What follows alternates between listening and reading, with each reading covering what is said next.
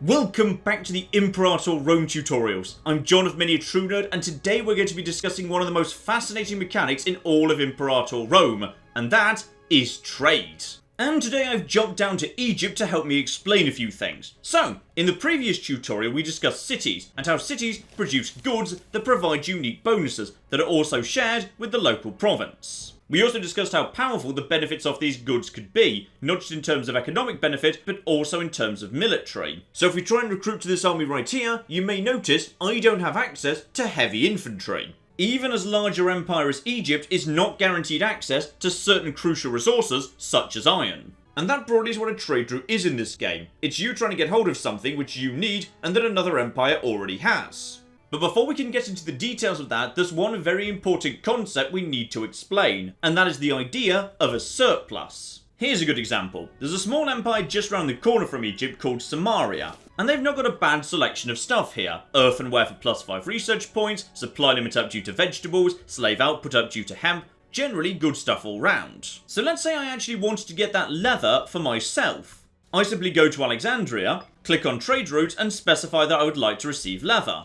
And while I could import it from various locations flagged in green around here, Samaria itself can't sell it to me, because they don't have a surplus. In short, if a province only has one of something, it will never trade it away. They will never offer it to you, you can never ask for it. And yet I noticed a moment ago, this empire down here was willing to ship me leather. That is because this province does have a surplus of leather.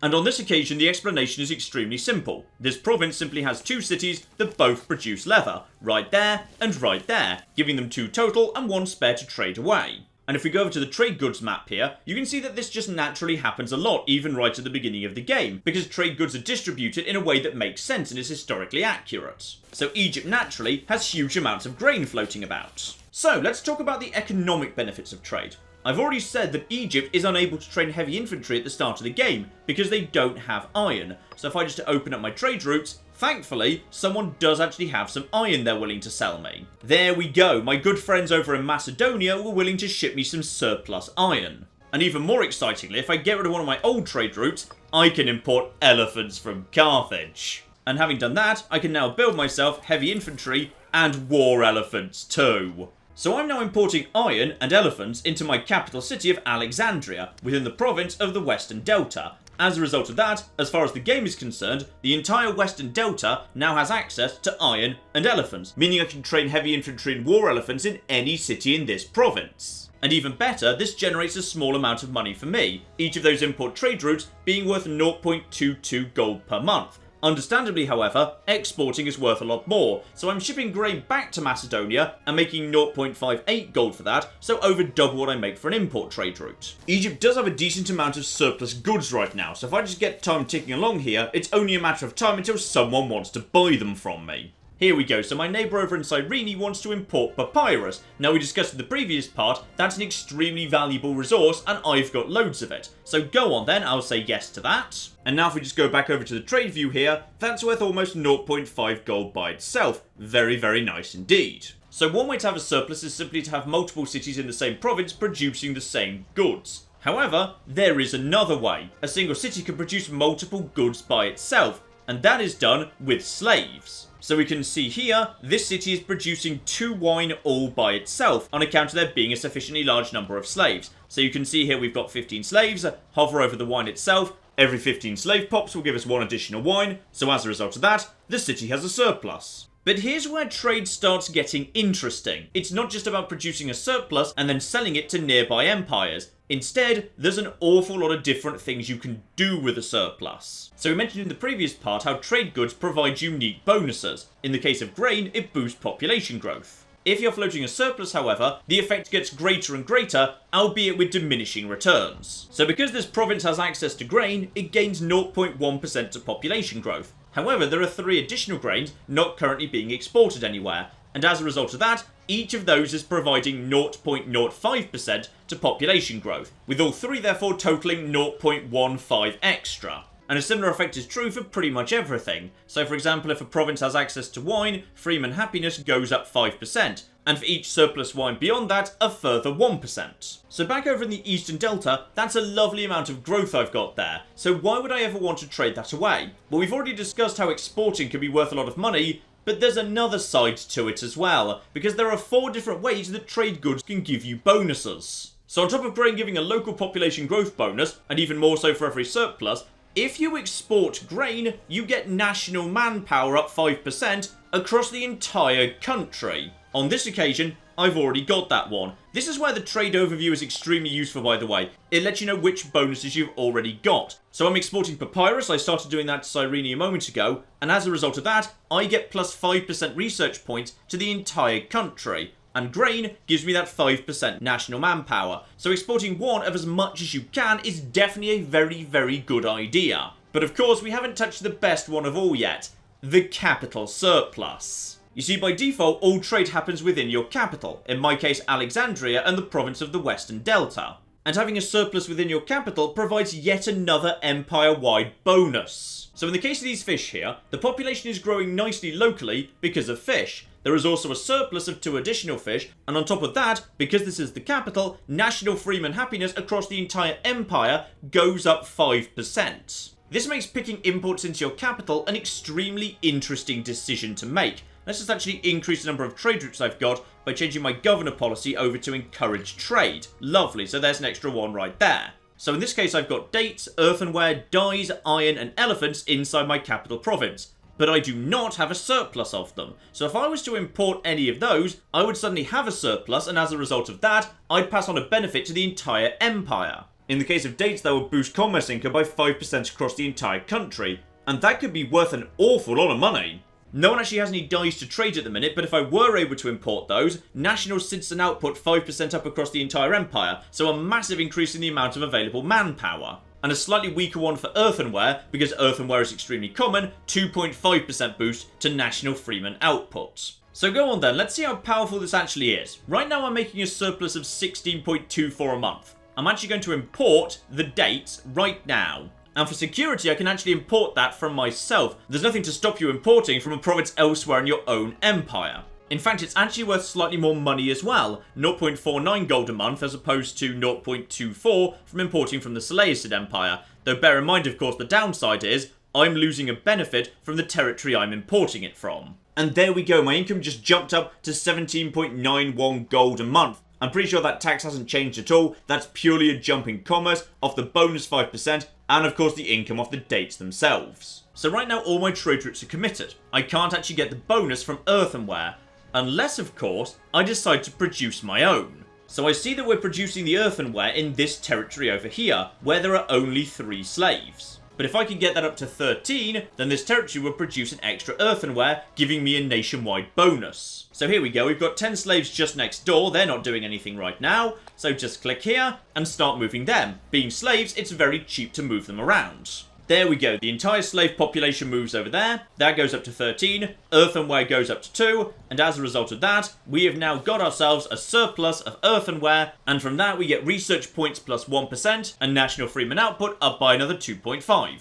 One important thing to keep in mind, it's almost never a good idea to sacrifice a capital surplus in order to get an export bonus, because the export bonuses are almost always the same as the capital surplus bonus, but not as good. So the capital surplus bonus for grain is 10% national manpower, whereas the export bonus is only 5%. A very convenient button is this one at the top right of the trade screen, by the way. Just click that, and now the AI will only try to buy things that wouldn't get rid of the surplus. For example, I've got a surplus of 4 on grain, so the AI would be willing to make me offers for 3 of those grain, but then they would stop making me offers, which is very convenient. I should also point out, by the way, strategic military goods with a surplus produce a unique bonus, because you only need 1 to trade as many units as you want in that province already. So the first wood lets you trade triremes, every subsequent wood increases the tax rate slightly. Camels boost supply limit, horses boost manpower, iron does the same thing, and in all circumstances, military resource surpluses always make the troops in question much more effective. And it's a big change too. Heavy infantry discipline up 10% is a massive swing, so if you can get yourself an iron surplus in your capital, that is well worth having. And in terms of earning new trade routes, as your empire becomes larger, more will become unlocked over time. Technology unlocks some as well. In fact, I believe the very first set of civic advances contains,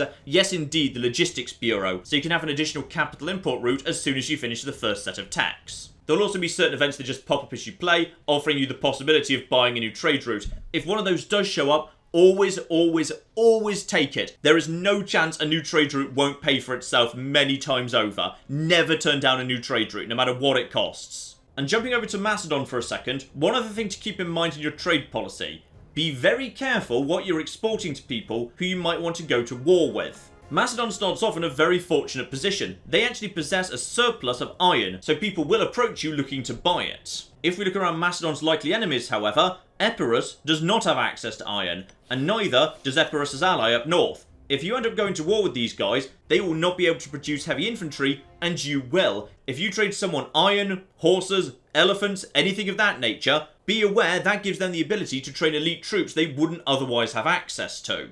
In the case of Macedon, I'd actually recommend importing the iron to your own capital, because that means you immediately pick up the empire-wide bonus plus 10% heavy infantry discipline, and that's a big deal. And this is one of the most difficult parts of balancing a trade policy in Imperator Rome. If you produce a large number of goods and refuse to export them, you can end up with some really powerful benefits inside your territories. But as we've discussed, exporting a surplus is worth a lot of money.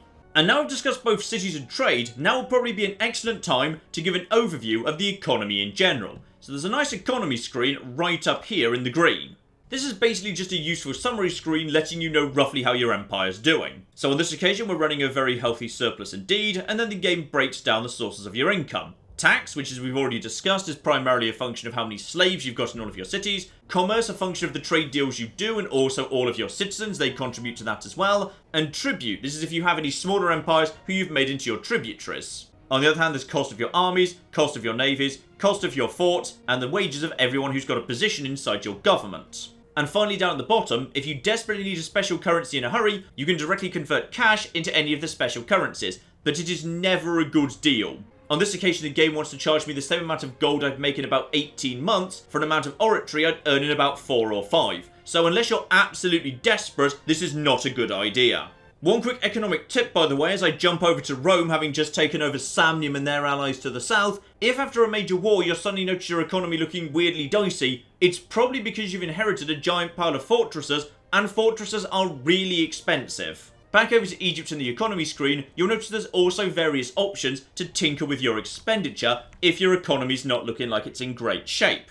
Though bear in mind, of course, whacking up taxes and making cuts to your expenditure will inevitably have consequences down the line. If you do desperately need money, however, you can get your national slave output up by 25% for a big increase in taxes. However, it's going to slow down your research. Alternatively, if your biggest problem is unrest, you can lower taxes to get that out of the way. The commerce options are actually some of the most interesting ones. If you whack up commerce tax to high, you get national commerce income up by 15%, which can be a huge increase, but it does increase the number of slaves you need for a surplus. In Egypt, that's probably a bad idea. In a small nation though, it could be a good tactic, as you probably don't have enough slaves to produce a surplus anyway, so it's basically just free money. But what's even more free money is the low commerce tax, where you sacrifice 15% of your income, but get one additional trade route. Keeping in mind, of course, even with Egypt and its fairly expansive trade network, that only lowers my commerce income from just under 8 to just under 7. And if you can import something that boosts your economy, like gemstones say, this is a very rare and valuable one, I think I'm importing it from down south, then arguably, that low tax rate is going to pay for itself.